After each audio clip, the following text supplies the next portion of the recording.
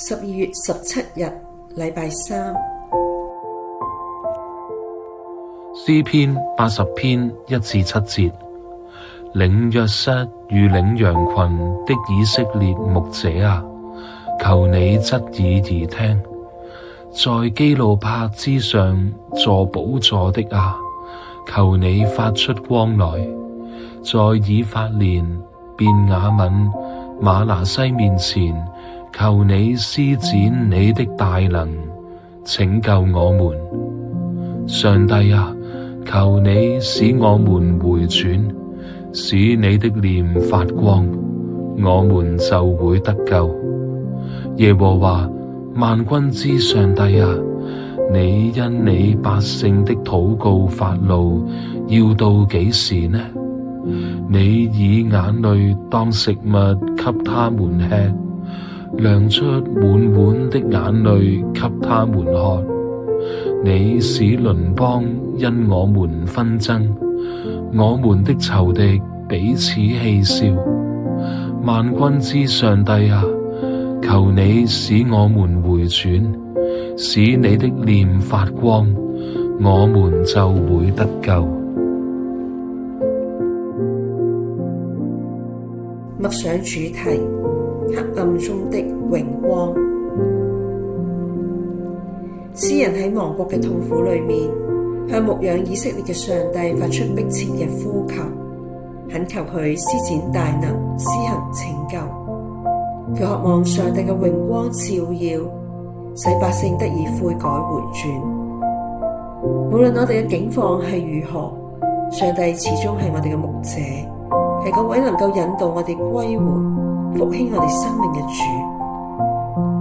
當面對人生困境或者黑暗時候，上帝嘅榮光點樣引領你離開黑暗，經歷拯救呢？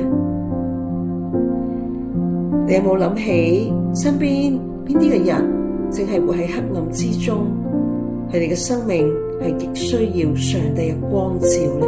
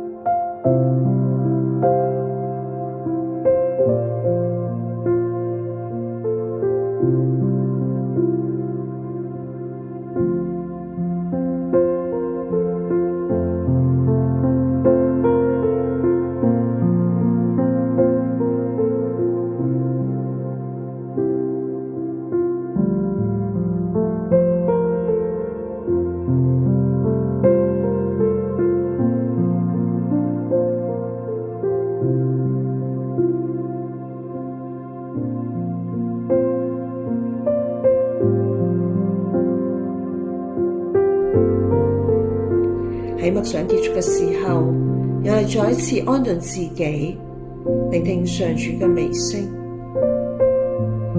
當呢一刻主呼喚你嘅名字嚟到問你要啲乜嘢，你會點樣回應呢？